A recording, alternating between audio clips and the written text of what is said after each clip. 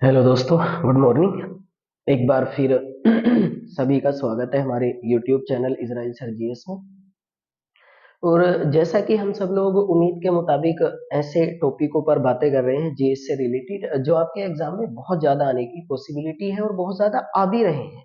आपने देखा होगा जो लोग आपकी लगातार कंटिन्यू वे में स्टडी कर रहे हैं कि जिन टॉपिकों को हम इन क्लासेस में आपके अटेम्प्ट कर रहे हैं, पढ़ रहे हैं, वो कितने ज्यादा महत्वपूर्ण है। और आपके आने वाले समय में जो भी एमटीएस का एग्जाम है, सीएचएसएल का एग्जाम है या सीजीएल मेंस का एग्जाम है, उनकी दृष्टि से बड़े ही महत्वपूर्ण वो टॉपिक है। और मैं आप लोगों से बस एक ही बात कहता हूँ लगातार कि आप कुछ मत करिए, केवल अखबार में जो भी न्यूज़पेपर में आपके टॉपिक इस समय चल रहे हैं, बस उन टॉपिकों पर आप काम करते रहिए और उन्हीं टॉपिकों से रिलेटेड आपकी जीएस जो होती है वो आपके एग्जाम में लगातार आपकी बनती रहती है।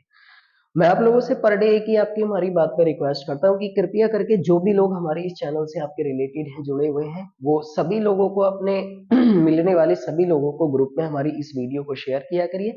और ज्यादा से ज्यादा लोग बाग आपकी कोशिश करें कि हमारे चैनल को सब्सक्राइब करें। और हमारे जो भी नए व्यूअर्स आपकी ऐड हो रहे हैं वो बेल आइकन को प्रेस कर ले, ताकि जो भी क्लासेस हम आप लोगों के लिए लेकर आते हैं उस क्लासेस का आपकी नोटिफिकेशन आपको तुरंत प्रोवाइड हो जाया करे। क्योंकि इनकी महत्ता इतनी डिटेल में मैं आप लोगों को चीजें समझा कर जाता हूँ, शायद आपने कभी इनके बारे में इतना डिटेल में आपने स्टडी करी भी नहीं होगी।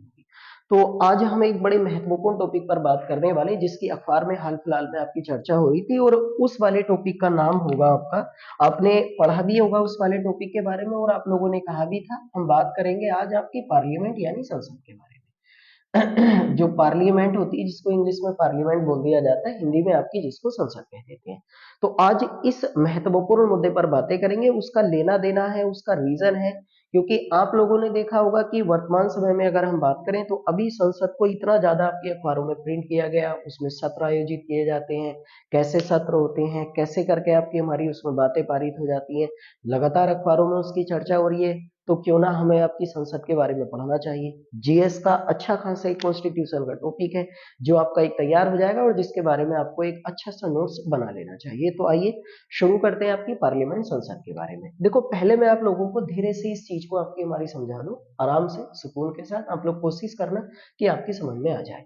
देखो, जैसे कोई भी एक देश होता है, देखो समझना, जैसे कोई भी देश होता है, जैसे हमारा भारत ही है, ये कोई भी अदर कंट्री हो, अमेरिका वगैरह हो, ब्रिटेन वगैरह हो, ऑस्ट्रेलिया वगैरह हो, कनाडा वगैरह हो, जर्मनी हो, कोई भी अदर कंट्री हो, तो किसी भी देश में नागरिकों को रहने के लिए, देखो ध्यान से समझना, नागरिकों को रहने के लिए कानून की जरूरत होती है, लॉज की जरूरत होती है। यानी कि उस देश में जैसे करके कानून बनाए जाते हैं, मान लेते हैं कि जैसे हमारे ही देश में करें तो नागरिकों को ट्रैफिक के लिए आपके कानून बनाए जाते हैं कि भैया आपको हेलमेट पहनकर, अगर आप टू व्हीलर्स पर राइड कर रहे हैं, अगर टू व्हीलर्स पर यात्रा कर रहे हैं, तो आपको हेलमेट वियर करना चाहिए, हेलमेट पहन के यात्रा करना चाहिए। जैसे मान लेते हैं करप्शन के लिए ही कोई कानून बनाए जाते हैं, करप्शन यानी कि भ्रष्टाचार के लिए कोई कानून बनाया जा रहा है कि भ्रष्टाचार अगर कोई भी व्यक्ति करता हुआ पकड़ा जाता है तो उसके लिए ये पेनल्टी होगी, ये सजा होगी। ये मान लेते हैं कोई भी देश की सुरक्षा के लिए है, सिक्योरिटी के लिए कोई भी कानून होता है। ये मान लेते हैं आपकी महिलाओं व बच्चों के लिए कोई भी तरीके का कोई भी कानून होता है, महिलाएं होते हैं या फिर बच्चे होते हैं, उनके लिए किसी भी तरीके का आपकी कानून है। ये कोई भी अन्य जो मुद्दा होता है, देखो ध्यान से समझना, मैं सारी डिटेल में यहाँ आप लोगों को पढ़ा के जाऊंगा। देखो मान लेते हैं किसी भी देश में आप रह रहे हैं, जैसे हम लोग इंडिया के निवासी इंडिया में रह रहे हैं, हम अपने भारत में रहते हैं, और भारत में रहने के लिए लोगों को आपकी गाड़ी चलाने के लिए, चाहे टू व्हीलर्स हो या फोर व्हीलर्स हो, तो उसके लिए कुछ कानून होते हैं, नियम होते हैं बने हुए। जैसे करके हम लोग आपकी भाई भारत में रह रहे हैं, तो अगर कोई भी व्यक्ति करप्शन करता है, कोई भी भ्रष्टाचार करता है, उसके लिए कोई कानून होता है, सिक्योरिटी के लिए कोई कानून होता है, महिलाओं की सुरक्षा के लिए या अन्य कोई भी प्रोसीजर होता है। तो इन चीजों के लिए कोई ना कोई आपकी हमारी भाई जो नियम बनाए जाते हैं, जो रूल्स वगैरह होते हैं, है ना, या फिर इन चीजों के लिए जो कानून बनाए जाते हैं, जो लॉज होते हैं, वो किसी ना किसी आपकी हमारी संस्था के द्वारा तो तैयार किए जाएंगे, है कि नहीं। या मान लेते हैं जैसे शिक्षा के लिए ही कोई कानून बनना हो कि अब शिक्षा जो है हमारे भारत में इस प्रणाली पर लागू होगी, जैसे अभी अभी एनपीई नेशनल एजुकेशन पॉलिसी जो लागू हुई थी, एनईपी राष्ट्रीय शिक्षा नीति 2020 में लागू की गई। तो अगर किसी भी स्थिति में किसी भी तरीके का कोई भी कानून बनाने की जरूरत पड़े, तो हमारे देश में जो कानून बनाने की किसी भी मुद्दे पर जो कानून बनाने की सबसे बड़ी संस्था है, उस संस्था को वास्तविकता में क्या कहा जाता है? संसद कहा जाता है। इंग्लिश में इस चीज को पार्लियामेंट बोलते हैं।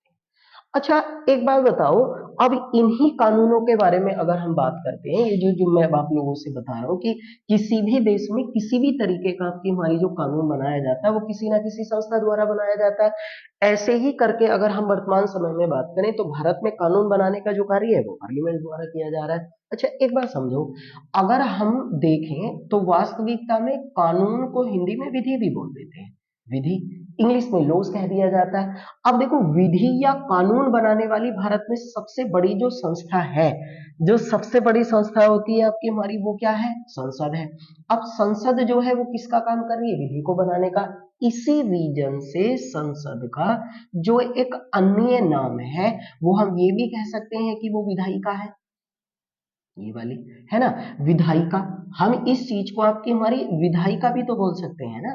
तो ये भी याद रखना कि हमारे भारत में आपकी हमारी विधायिका को किस अन्य नाम से भी जाना जाता है? तो संसद, यानी संसद को विधायिका कह सकते हैं। विधायिका का मतलब विधि बनाने वाली।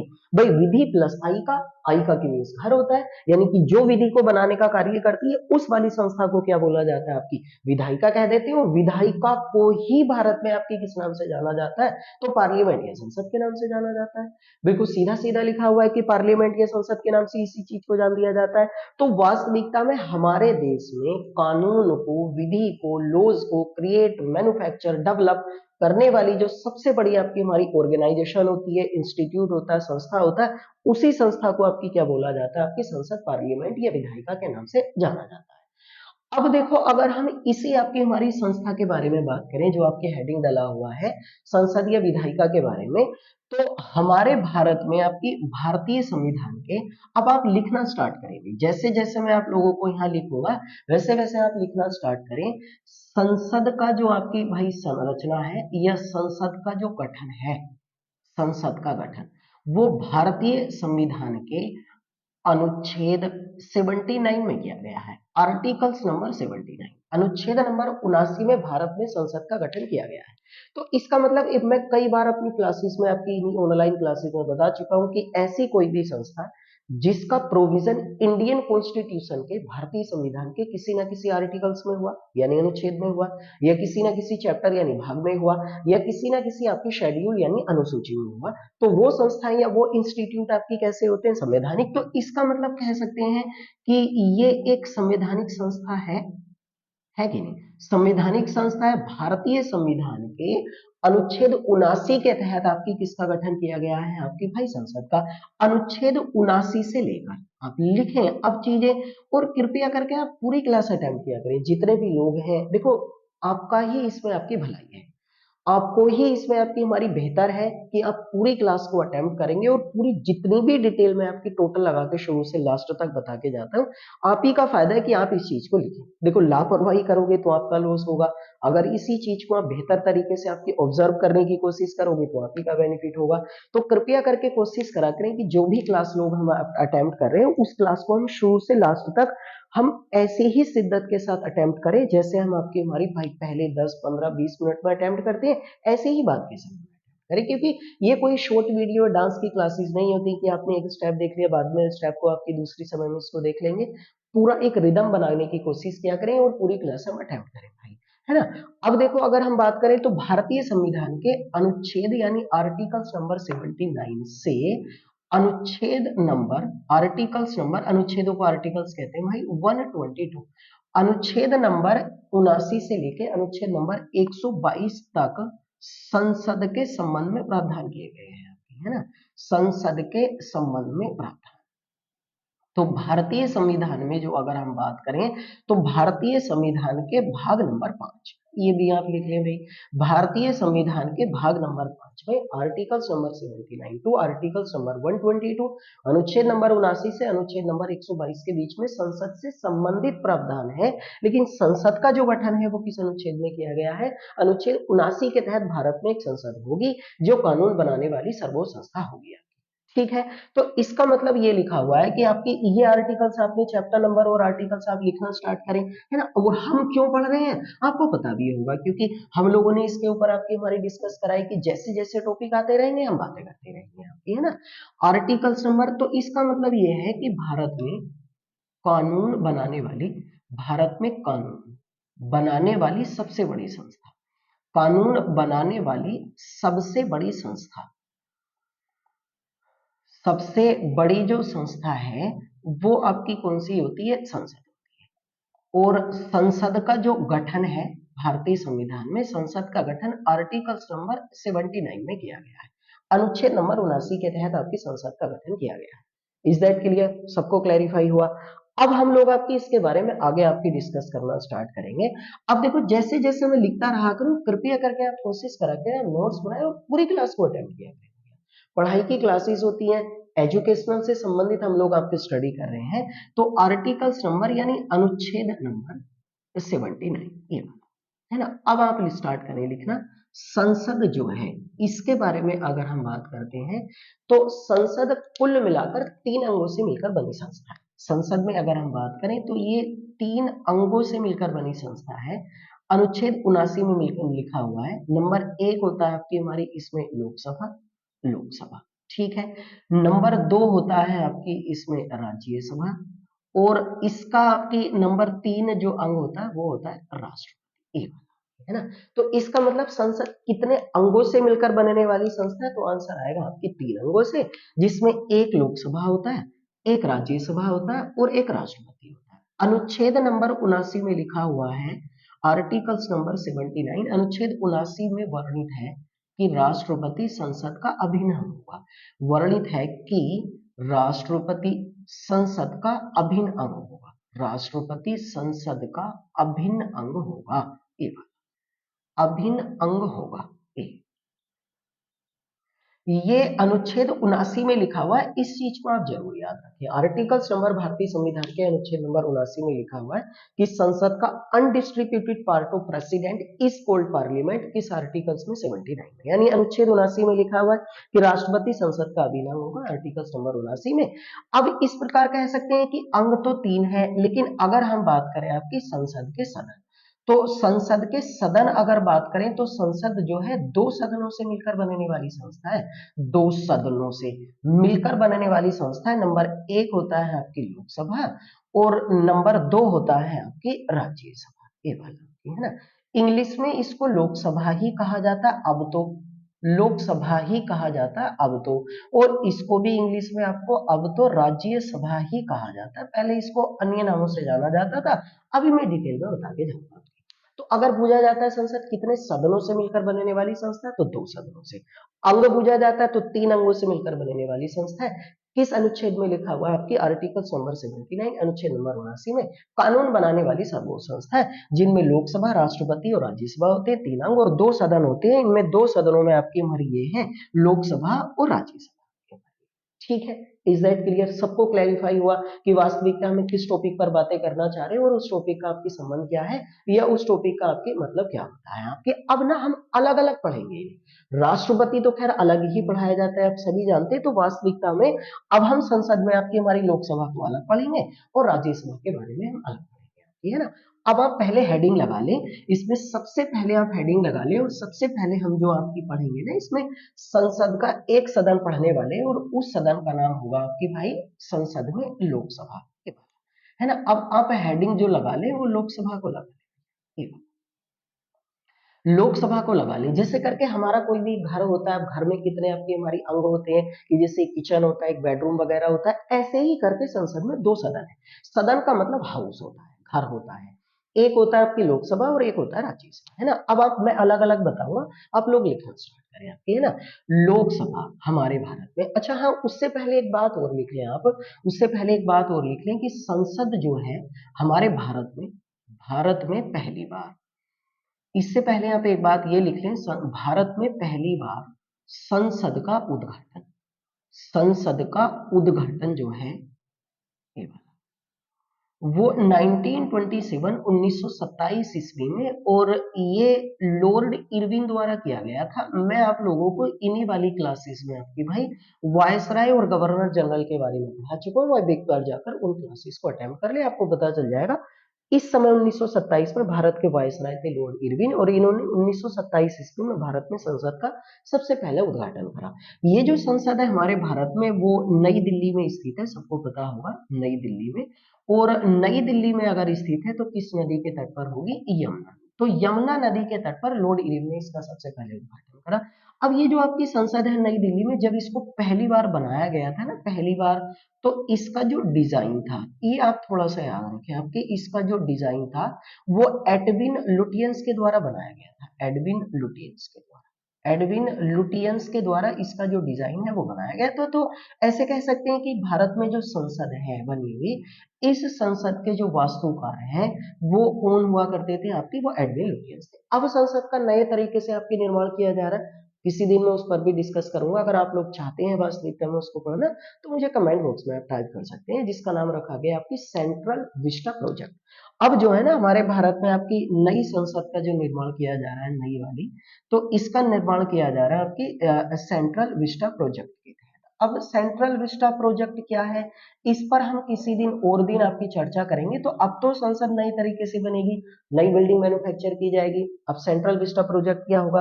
लेकिन पहली बार जब हमारे संसद में आपके उद्घाटन किया गया 1927 में, लॉर्ड इरविन ने उद्घाटन करा, उस समय भारत के वायसराय थे, इन्होंने इसका डिजाइन तैयार किया था।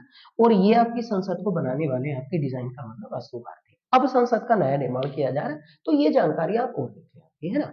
अब हम आपकी चलो स्टार्ट करते हैं। संसद में एक सदन है आपकी, और उस सदन के ऊपर हम चर्चा करेंगे, और हेडिंग लगा हुआ है आपके हमारे ऊपर, और वो लगा हुआ है आपके लोकसभा। अब आप जैसे जैसे मैं बताता रहा हूं वैसे वैसे आप लोग आपको लिखते रहें, आप लोग आपकी समझते रहेंगे। और जो भी आपको अगर क्वेरी आती है किसी भी टॉपिक के संबंध में, तो कृपया करके कमेंट बॉक्स में टाइप कर सकते हैं। मैं पूरी डिटेल में उस टॉपिक को आपको समझा के जाऊंगा। लेकिन ज्यादातर हमारे चैनल को आपके लोगों तक पहुंचे, सब्सक्राइब करवाने की आपकी कोशिश करें, और ज्यादा से ज्यादा व्यूअर्स अगर हमारे साथ जुड़ेंगे तो हमारा भी कॉन्फिडेंस बढ़ता है। और मैं आप लोगों के लिए इतनी गहराई और शिद्दत के साथ आपके टॉपिक लेकर आता हूँ, शायद आपने कभी इन टॉपिकों के बारे में इतनी ज्यादा गहराई में पढ़ा नहीं। तो चलो लोकसभा के बारे में स्टार्ट करते हैं। देखो संसद का जो लोकसभा है, लोकसभा, लोकसभा को पहले पहले लोकसभा को हाउस ऑफ पीपल्स के नाम से जाना जाता था। हाउस ऑफ पीपल्स, आप लिखना स्टार्ट करें भैया। हाउस ऑफ पीपल्स के नाम से जाना जाता था पहली लोकसभा को। 1954 ईस्वी में, 1954 में इसका नाम परिवर्तित करके, नाम परिवर्तित किया गया, और नाम परिवर्तित करके आपकी हमारी इसका रख दिया गया था आपकी लोकसभा। तो इसका मतलब ये है कि पहले लोकसभा को किस नाम से जाना जाता था? House of peoples. अब वर्तमान में इसका नाम कब चेंज हुआ? 1954 ईस्वी में इसका नाम चेंज होकर क्या रखा गया था? लोकसभा। लोकसभा जो होता है ये हमारी संसद का निम्न सदन है। लोकसभा है ना, ये संसद का निम्न सदन है। निम्न सदन को इंग्लिश में जरूर लिखें, आपकी निम्न सदन को इंग्लिश में आपकी लोअर हाउस कहा जाता है।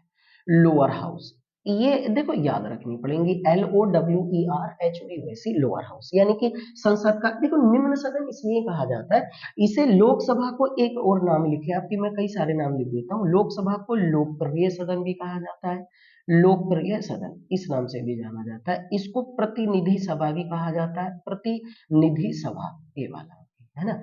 तो लोकसभा को लोकप्रिय सदन भी कहते हैं, प्रतिनिधि सभा भी कहा जाता है, निम्न सदन भी कहा जाता है, इंग्लिश में लोअर हाउस। देखो इसका मतलब ये हुआ कि वास्तविकता में जनता के द्वारा, है ना, जनता के द्वारा प्रत्यक्ष रूप से, प्रत्यक्ष रूप से जो सदस्य चुनकर भेजे जाते हैं ना, जो सदस्य आपकी चुनकर भेजे जाते हैं, वो किस सदन में भेजे जाते हैं? लोकसभा में। और इसी रीजन से आपकी उसको निम्न सदन। निम्न सदन का मतलब ऐसा नहीं है कि छोटा होगा, निम्न सदन का मतलब होता है वो पहला स्टेप है, यानी कि ऐसा संसद में सदन जिसमें सदस्यों का जो चुनाव होता है वो डायरेक्ट जनता के द्वारा किया जाता है। तो ऐसे सदन को आपकी लोकप्रिय सदन भी कह देते हैं, जन प्रतिनिधि सभा भी कह सकते हैं, रिप्रेजेंटेटिव हाउस भी कह सकते हैं, प्रतिनिधि सभा भी कह सकते हैं, और इंग्लिश में आपकी उसको लोअर हाउस बोल दिया जाता है। तो निम्न सदन या लोअर हाउस आपकी किस सदन को कहा जाता है? लोकसभा को। अब लोकसभा के जो सदस्य होते हैं ना आपकी, जो लोकसभा के सदस्य होते हैं, कहा इनको भी MP जाता है, MP, मेंबर ऑफ पार्लियामेंट ही कहा जाएगा इनको भी आपकी, है ना। इंग्लिश में आपको पूरा नाम याद होगा, लोकसभा के सदस्य हो या राज्यसभा के, दोनों का MP मेंबर ऑफ पार्लियामेंट है। और इन सदस्यों का चुनाव जो होता है ना, वो आपकी जनता के द्वारा किया जाता है। इन सदस्यों का जो चुनाव होता है वो डायरेक्ट, क्योंकि आपको मैं ऐसी रफली बता दूं, मुझे सुन लो ध्यान से। जो चुनाव होता है वास्तविकता में वो दो तरीके का होता है। एक होता है प्रत्यक्ष, इंग्लिश में कहते हैं आपकी डायरेक्ट। एक होता है आपकी हमारी अप्रत्यक्ष, इंग्लिश में बोल दिया जाता है आपकी इनडायरेक्ट, है ना। एक चुनाव प्रत्यक्ष होता है और एक चुनाव आपकी अप्रत्यक्ष। देखो, ऐसा कोई भी चुनाव जिसमें जनता डायरेक्ट भाग ले वो प्रत्यक्ष है, और ऐसा कोई भी चुनाव जिसमें जनता के द्वारा चुने गए प्रतिनिधित्व भाग ले वो अप्रत्यक्ष होता है। जैसे आप ब्लॉक प्रमुख को ही समझ ले। अब ब्लॉक प्रमुख के चुनाव में कौन भाग लेता है? BDC member. बीडीसी मेंबर को किसने चुना? हमने। तो बीडीसी मेंबर का चुनाव जो हुआ वो प्रत्यक्ष हुआ, यानी जिसे जनता डायरेक्ट चुन ले वो प्रत्यक्ष तरीके से। और जो हमारा द्वारा चुना गया, जैसे बीडीसी को हमने चुना और बीडीसी वालों ने ब्लॉक प्रमुख को चुन लिया, तो ब्लॉक प्रमुख का चुनाव अप्रत्यक्ष होता है। तो ऐसा चुनाव जिसमें जनता के द्वारा चुने गए प्रतिनिधित्व या रिप्रेजेंटेटिव आपके कंट्रीब्यूट करते हैं, पार्टिसिपेट करते हैं, वो अप्रत्यक्ष इनडायरेक्ट इलेक्शन होता है। तो इसीलिए इनका जो इलेक्शन होता है कि वो जनता के द्वारा किया जाता है। तो इसके एमपी जो होते हैं ना लोकसभा के, वो आपकी किस तरीके से चुने जाते हैं? वो प्रत्यक्ष इलेक्शन होता है, यानी कि डायरेक्ट आपके चुनाव के माध्यम से उसको चुना जाता है, निम्न सदन कहलाता है। अब अगर हम बात करेंगे आपकी हमारी लोकसभा में, तो आपने लिख लिया, पहले इसको हाउस ऑफ पीपल्स कहा जाता था, वर्तमान में किस नाम से जाना जाता है आपकी इसको? लोकसभा के नाम से 1954 ईस्वी में इसका नाम चेंज हुआ था, है ना। लोकसभा की अगर हम बात करें आपकी संरचना, तो लोकसभा की संरचना का उल्लेख जो है आप लिखते रहें, जैसे जैसे मैं लिखता रहूंगा आपकी, वो भारतीय संविधान के अनुच्छेद नंबर 81 में किया गया है ना, अनुच्छेद नंबर 81। तो भारतीय संविधान के अनुच्छेद नंबर 81 में लोकसभा की संरचना का structure of Lok Sabha articles number 81 में, संरचना का मतलब होता है कितने सदस्यों से मिलकर उसका गठन हुआ, कैसे कैसे सदस्य आएंगे, तो संरचना का उल्लेख अनुच्छेद 81 में किया गया है। अब लोकसभा की अगर हम संरचना के बारे में बात करेंगे ना, तो लोकसभा में आप लिखना स्टार्ट करें, वर्तमान समय में, वर्तमान समय लोकसभा में अधिकतम सदस्य, लोकसभा में अधिकतम जो सदस्य है ना, ये वाले अधिकतम सदस्य, लोकसभा में अधिकतम सदस्य 552 हो सकते हैं, 552, ये वाले, है ना। लोकसभा में मैक्सिमम नंबर ऑफ कैंडिडेट्स, यानी लोकसभा की जो संरचना जिसके बारे में मैं बात कर रहा हूँ अनुच्छेद 81 में, ये लिखा हुआ है कि लोकसभा अधिकतम कितने सदस्यों से मिलकर बनेगी? 552 सदस्यों से मिलकर बनेगी। अब इन 552 सदस्यों के बारे में अगर हम बात करें, तो आप लिख लेंगे वाले 552 में से इनमें 530 सदस्य जो आते हैं ना वो राज्यों से आएंगे, यानी कि इनका चुनाव जो होगा वो राज्यों से। इसमें 20 सदस्य जो आते हैं ना, 20 सदस्य वो चुनकर आते हैं केंद्र शासित प्रदेशों से। हम लोगों ने इसी क्लास में राज्यों और केंद्र शासित प्रदेशों के बारे में आपके उल्लेख करा है। तो केंद्र शासित प्रदेश जैसे इस समय भारत में 8 है, जैसे राज्यों की संख्या 28 है, इतना हम लोगों को सबको पता है भाई। तो 20 सदस्य कहां से आते हैं? केंद्र शासित प्रदेशों से, और 530 यहाँ से। और 2 सदस्य जो होते हैं ना आपकी, 2 सदस्य ये एंग्लो इंडियन समुदाय के सदस्य आते हैं, एंग्लो इंडियन समुदाय के जो सदस्य होते हैं। देखो, एंग्लो इंडियन समुदाय के सदस्य जो होते हैं 2 सदस्य, इनको मनोनीत कर सकता है भारत का राष्ट्रपति, राष्ट्रपति मनोनीत कर सकता है राष्ट्रपति। ये अनुच्छेद 331 में आप यही वर्णन कर लें इसका सारा। अनुच्छेद 331 में लिखा हुआ है, आर्टिकल्स नंबर 331 में लिखा हुआ है कि भारतीय संविधान के अनुच्छेद नंबर आपकी हमारी भाई 331 के अंतर्गत एंग्लो इंडियन समुदाय के 2 सदस्यों को आपकी हमारी कहां पर? लोकसभा में, लोकसभा में मनोनीत करने का, नॉमिनेट करने का, यानी चुनाव नहीं होता। देखो, एंग्लो इंडियन को मैं ऐसे ही बता दूं, ऐसा कोई भी सदस्य है जो भारत से बाहर जाकर रहने लगा है, जैसे विदेश में, तो उनको भारतीय मूल के विदेशी नागरिक कहा जाता है। यानी भारत का अगर कोई सदस्य अमेरिका में जाकर रह रहा है तो वो भारतीय मूल का अमेरिकी नागरिक हुआ। अगर कोई भारत का सदस्य ब्रिटेन में जाकर रह रहा है तो भारतीय मूल का ब्रिटिश नागरिक हुआ। तो अगर कोई भी सदस्य भारत से बाहर जाकर रहता है तो उन सदस्यों को भारतीय मूल के विदेशी नागरिक कहा जाता है, NRI।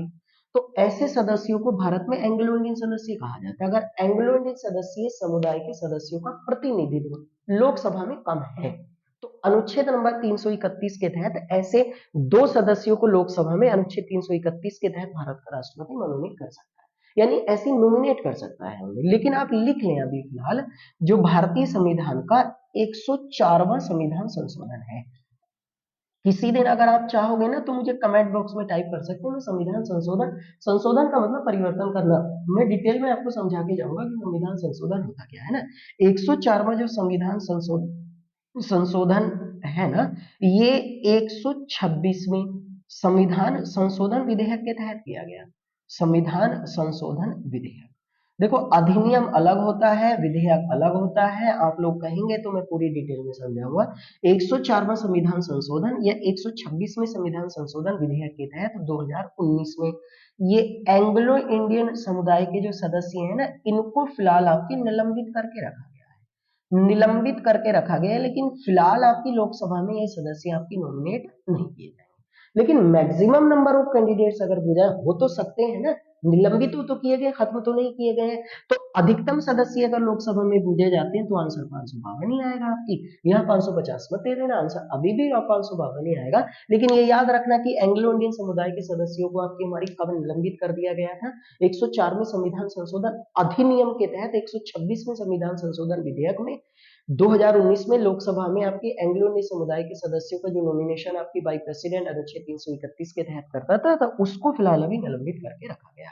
लेकिन अधिकतम जिसमें 20 सदस्य कहां से लिए जाते हैं, केंद्र शासित प्रदेशों से आ सकते हैं। अधिकतम अधिकतम राज्यों से कितने सदस्य आ सकते हैं, ये राज्यों से अधिकतम इतने सदस्य आ सकते हैं, और ये केंद्र शासित प्रदेशों से अधिकतम इतने सदस्य आ सकते हैं, है ना। और दो एंग्लो इंडियन के वो मैंने आपको डिटेल में समझाई दी है ना लोकसभा के बारे में। अब देखो, अगर इसके बारे में हम लोग आपकी हमारी डिस्कस करते हैं ना, लेकिन वर्तमान में अगर हम बातें करें, है ना, आप लिखा करें भैया सारी चीजें, लेकिन अगर वर्तमान में हम बातें करेंगे ना, तो वर्तमान में लोकसभा में जो सदस्यों की संख्या है, लोकसभा में जो सदस्यों की संख्या है लोकसभा में, वो इस समय फिलहाल आपकी 543 है, 543। 545 होती थी 545, लेकिन वो दो सदस्य हटा दिए गए तो 543 है। अब ये जो लोकसभा में 543 सदस्य हैं, इनका वर्णन आप लिख लें। इनमें से 530 सदस्य जो है वो आ रहे हैं राज्यों से आपकी, ठीक है। और बाकी के जो सदस्य आपके कितने बचे, 13 सदस्य आ रहे हैं आपकी केंद्र शासित प्रदेशों से, ये वाले। तो केंद्र शासित प्रदेशों से कितने आ रहे हैं आपके, 13। आ कितने सकते हैं, 20, लेकिन आ फिलहाल 13 रहे, है ना। दो फिलहाल निलंबित है, तो वर्तमान में 543 है, यहाँ से इतने, यहाँ से इतने, है ना। हो इतने सकते हैं, अधिकतम 552, वो मैं आपको समझा ही चुका हूँ आपकी इसमें, है ना। अब अगर हम बात करें आपकी सर्वाधिक लोकसभा की जो सीटें हैं ना, सर्वाधिक लोकसभा की जो सीटें हैं लोकसभा की, है ना, लोकसभा की सदस्य कह लो या लोकसभा की सीटें की, इतनी आप समझते होंगे, वो उत्तर प्रदेश से आती हैं, और वो आती है 80 सीटें, है ना। उसके बाद आती है महाराष्ट्र से, और महाराष्ट्र से आती है आपकी 48 सीटें। उसके बाद आती है पश्चिम बंगाल से, और पश्चिम बंगाल से आती है 42 सीटें। तो लोकसभा में सर्वाधिक आपकी सदस्यों की संख्या का प्रतिनिधित्व करने वाला राज्य जो है वो उत्तर प्रदेश है, और उसके बाद महाराष्ट्र है, और उसके बाद आपकी पश्चिम बंगाल है। अगर हम लोकसभा में बात करेंगे आपकी, है ना, लोकसभा में जो लोकसभा में क्षेत्रफल के आधार पर, है ना, क्षेत्रफल के आधार पर सबसे बड़ा संसदीय क्षेत्र, सबसे बड़ा संसदीय क्षेत्र अगर हम इसके बारे में बात करेंगे ना, तो लोकसभा में क्षेत्रफल के आधार पर सबसे बड़ा संसदीय क्षेत्र है आपकी, वो है लद्दाख, ये वाला आपकी, है ना, लद्दाख है, जो इस समय अलग केंद्र शासित प्रदेश बन चुका है, याद रखना भाई। संसदीय क्षेत्र का मतलब लोकसभा मेंबर ऑफ पार्लियामेंट, क्षेत्रफल के, लोकसभा में क्षेत्रफल के आधार पर सबसे छोटा संसदीय क्षेत्र जो है ना, क्षेत्रफल के आधार पर अगर हम बात करें, तो सबसे छोटा आपकी चांदनी चौक, ये वाला, है ना, चांदनी चौक। इनके नाम याद रखें, मैं बोल रहा हूं यहाँ, सबसे बड़ा आपकी लद्दाख है, क्षेत्रफल के आधार पर सबसे छोटा चांदनी चौक है। लोकसभा में जनसंख्या के आधार पर, जनसंख्या के आधार पर सबसे बड़ा संसदीय क्षेत्र जो है वो है उन्नाव, यूपी का, है ना, उन्नाव यूपी का। और सबसे छोटा अगर जनसंख्या के आधार पर बात करें आपकी, जो सबसे छोटा संसदीय क्षेत्र है वो है आपकी, मैं इधर लिख रहा हूं भाई, आपकी सबसे छोटा जो है वो है लक्षद्वीप, ये वाला, है ना, लक्षद्वीप। तो आप चारों के नाम याद रखें। लोकसभा में जनसंख्या के आधार पर सबसे बड़ा संसदीय क्षेत्र जो है वो है आपके भाई उन्नाव, जनसंख्या के आधार पर सबसे छोटा आपकी लक्षद्वीप है, क्षेत्रफल के आधार पर सबसे बड़ा आपकी लद्दाख है, और क्षेत्रफल के आधार पर सबसे छोटा आपकी दिल्ली का चांदनी चौक है आपकी। ऐसे करके इतनी सीटें आती है ना। केंद्र शासित प्रदेशों में अगर बात करें ना, तो सर्वाधिक सीटें जो आती है ना केंद्र शासित प्रदेशों में, सर्वाधिक सीटें वो आती हैं आपकी दिल्ली से, और सर्वाधिक सीटें दिल्ली से आती हैं 7। ये राज्यों में सर्वाधिक सीटें जो आती हैं वो कहां से आती है, उत्तर प्रदेश से 80, बाकी आपके सामने लिखा हुआ है। आपकी, ठीक है भैया, है ना। अगर ऐसे ही करके आपने लिख लिया होगा ना, देखो लिखा करो आप चीजें, आप अगर वास्तविकता में आप स्टडी कर रहे होंगे तो मेरी कहने की जरूरत नहीं पड़ेगी और आप सारी चीजें लिखोगे और पूरी क्लास अटेंड करोगे। और भाई अगर केवल फॉर्मेलिटीज कंप्लीट करनी है, अपने आप को ही धोखा देना है, तो कोई फर्क नहीं पड़ता, कोई कुछ भी कहता है चीजों से आपकी, है ना। अब लोकसभा में इसके बारे में बात करें तो ये तो टोटल ब्यौरा हो गया। लेकिन लोकसभा में अगर हम बात करें ना, तो भारत में जो लोकसभा के आपके चुनाव होते हैं ना, लोकसभा के चुनाव, इन वाले चुनावों को आम चुनाव कहा जाता है। इन वाले चुनावों को क्या बोला जाता है, आपके आम चुनाव कहते हैं। ऐसे करके अगर हम बात करें तो इस आधार पर जल्दी जल्दी लिखें आप, लोकसभा में सबसे पहले चुनाव जो होते हैं ना, सबसे पहले आम चुनाव, ऐसे कह लो लोकसभा को आम चुनाव कहा जाता है। सबसे पहले आम चुनाव हमारे भारत में जो है ये 25 अक्टूबर 1951 को शुरू हुए थे। बैलेट पेपर से उस जमाने में चुनाव होते थे और 21 फरवरी 1952 तक चले थे। तो इसका मतलब हमारे भारत में सबसे पहली लोकसभा का जो गठन है, सबसे पहली लोकसभा का जो गठन है, लोकसभा का गठन ये वाला आपकी है ना, वो कह सकते हैं आपकी 1952 में हुआ। और इसका जो पहला अधिवेशन है ना, अधिवेशन का मतलब बैठक होता है भाई आपकी, है ना। इसका जो पहला अधिवेशन है वो हुआ था आपकी भाई 13 मई 1952 ईस्वी को।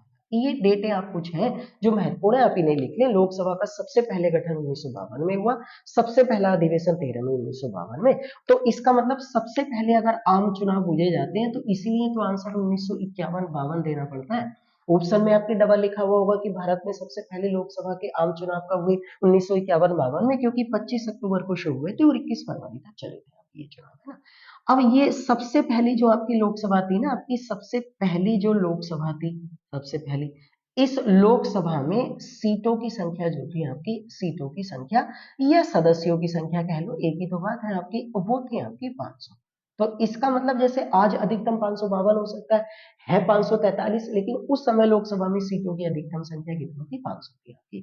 ठीक है, सबसे पहली लोकसभा में चुनाव यहां से यहां तक हुआ था आपकी, सबसे पहला अधिवेशन आपके यहाँ हुआ, सबसे पहले लोकसभा का गठन आपके ये हुआ था आपकी। आम चुनाव लोकसभा के चुनावों को बोला जाता है।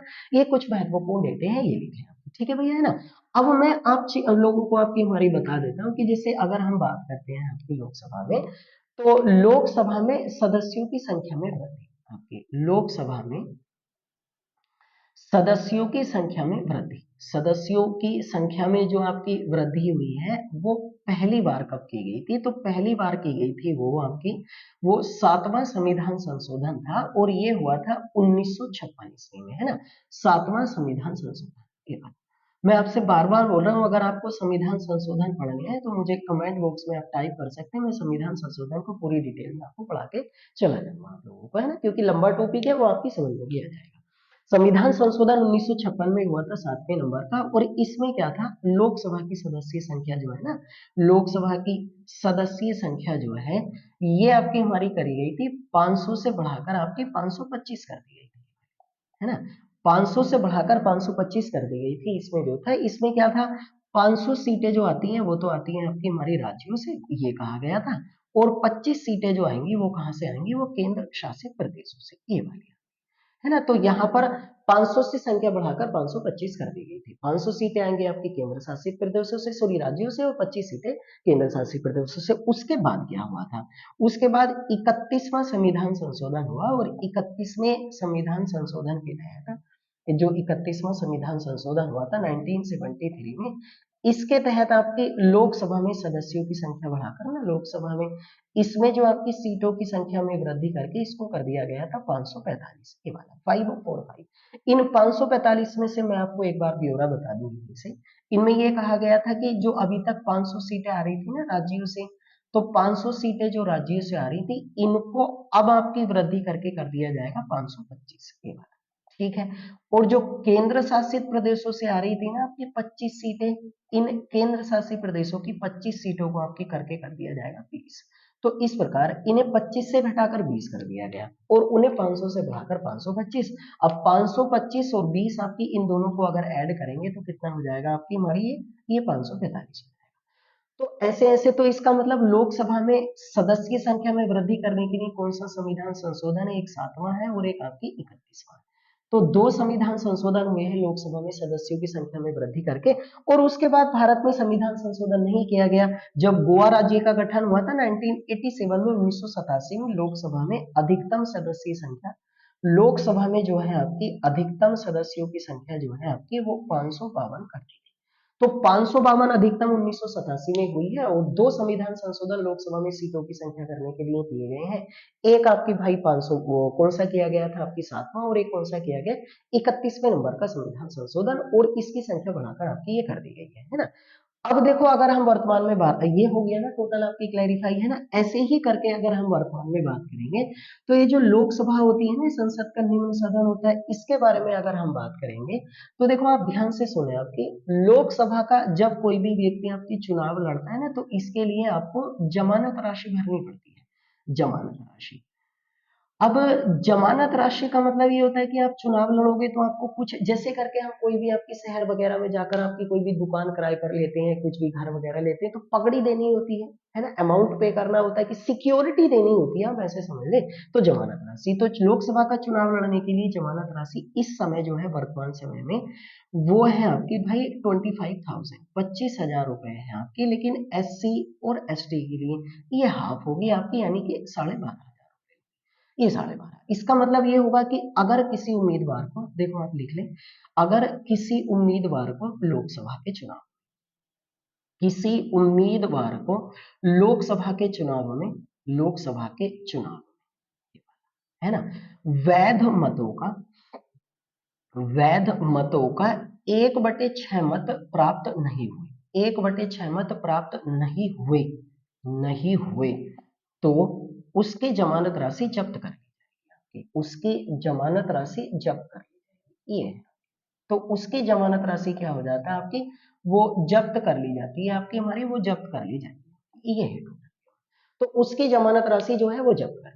ये इसमें कहा गया कि 1/6 टोटल वैध मतों का।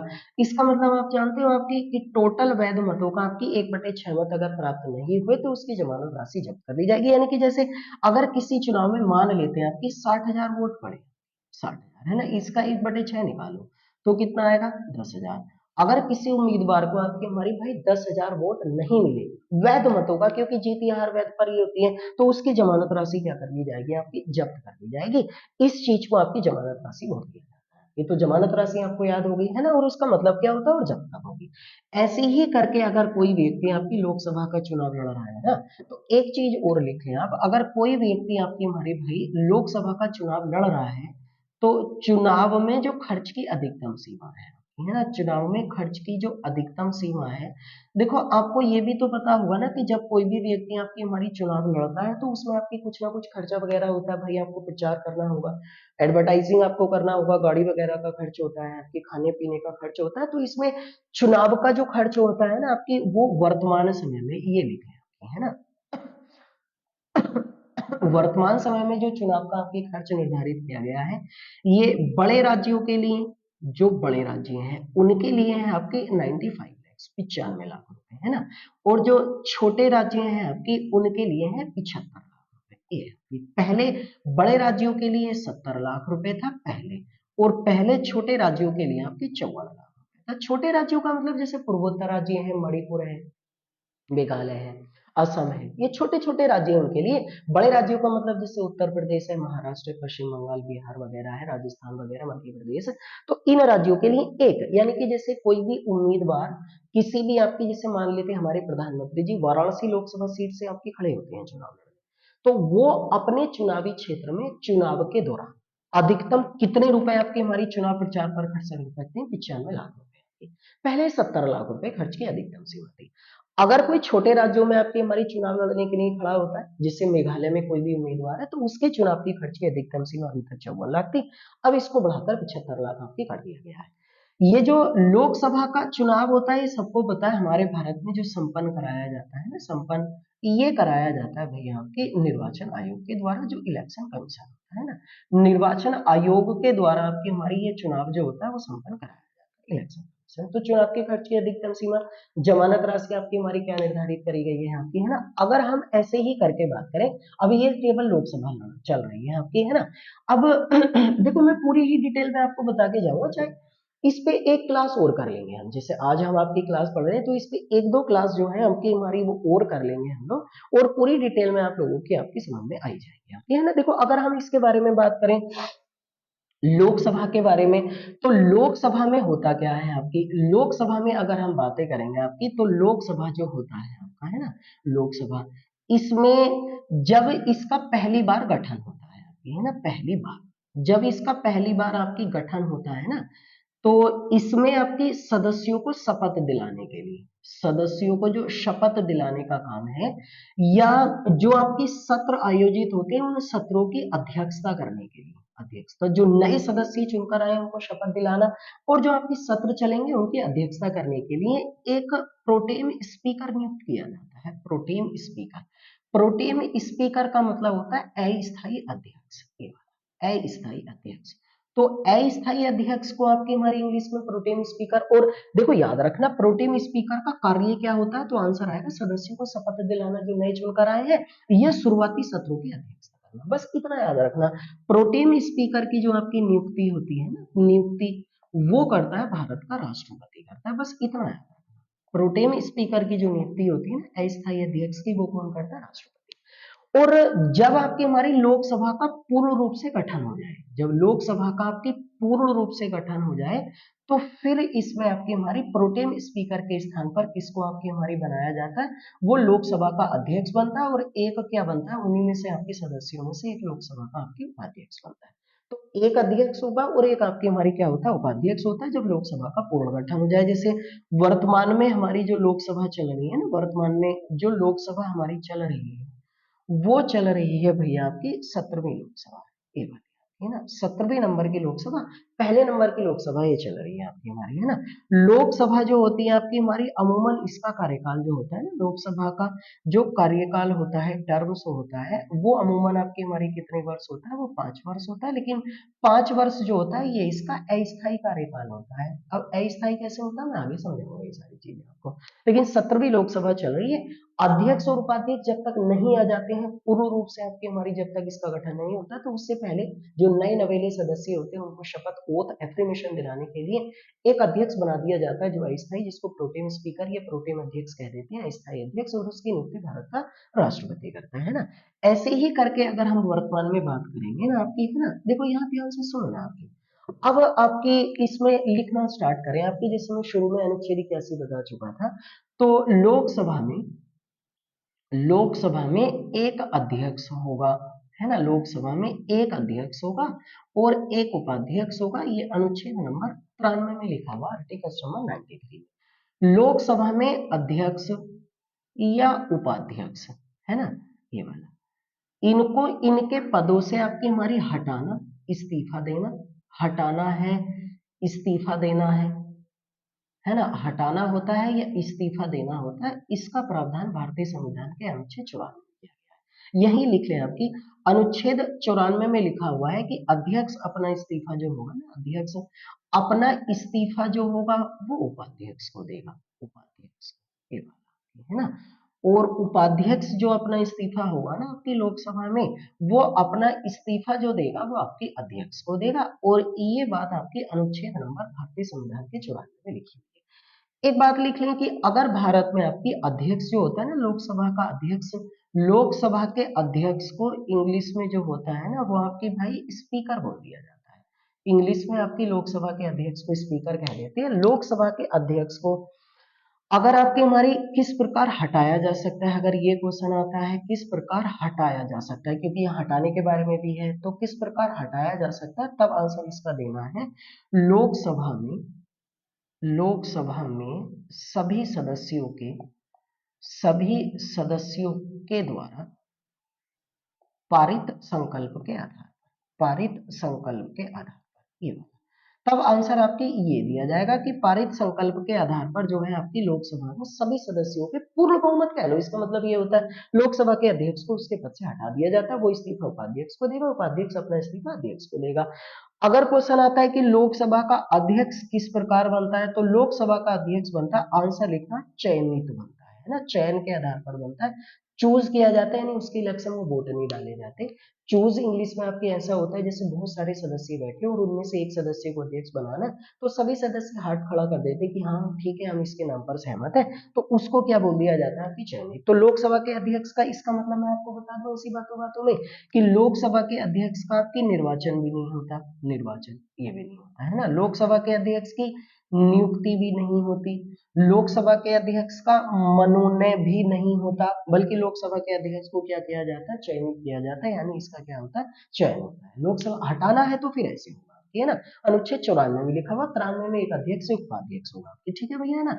ऐसे ही करके अगर हम बात करें आपकी, तो अगर लोकसभा के अध्यक्ष को हटा दिया गया है ना, तो लोकसभा के अध्यक्ष का कार्य, लोकसभा के अध्यक्ष का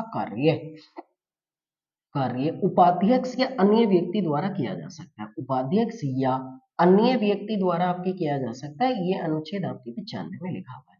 यानी कि जिस समय लोकसभा का अध्यक्ष नहीं है उस समय उसके कार्य को संपन्न करने के लिए जो उपाध्यक्ष होगा या उसके स्थान पर कोई अन्य व्यक्ति होगा, ये अनुच्छेद नंबर 95 में लिखा हुआ है, ठीक है भैया, है ना।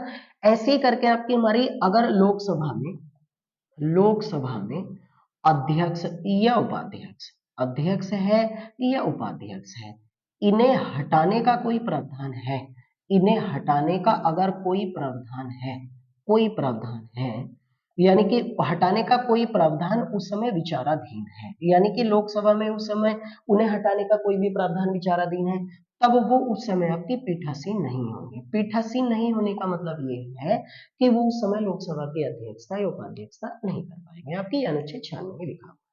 तो 93, 94, 95 और 96 लोकसभा के अध्यक्ष या उपाध्यक्ष से आपके रिलेटेड है। अब यहाँ लिख लो, लोकसभा के सबसे पहले उपाध्यक्ष जो थे ना आपकी, लोकसभा के सबसे पहले उपाध्यक्ष, सॉरी सबसे पहले अध्यक्ष, लोकसभा के सबसे पहले अध्यक्ष थे आपकी गणेश वसु मावलंकर थे।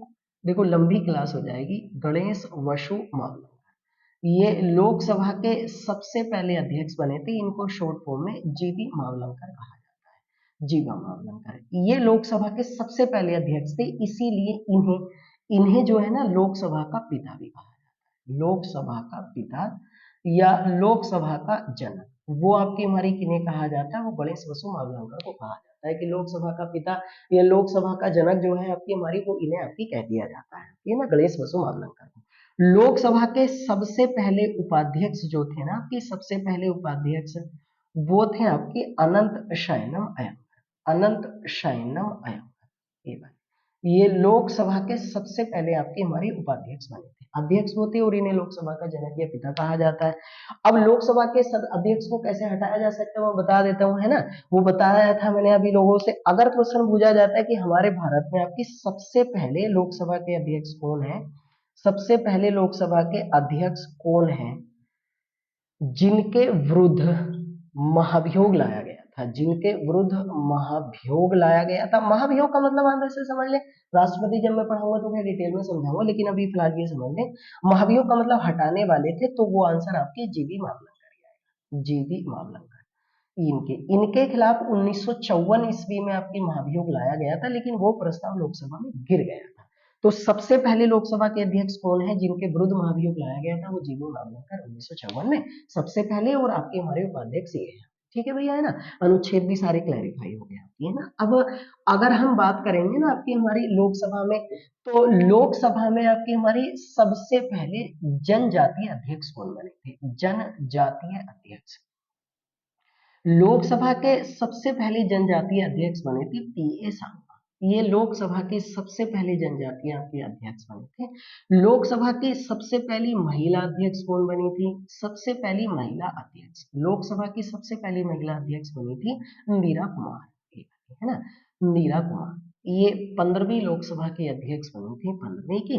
और लोकसभा की दूसरी महिला अध्यक्ष जो बनी थी आपकी, वो सुमित्रा महाजन थी, आपको याद ही होगा आपकी, है ना, सुमित्रा महाजन बनी थी 16वीं लोकसभा की अध्यक्ष, ठीक है।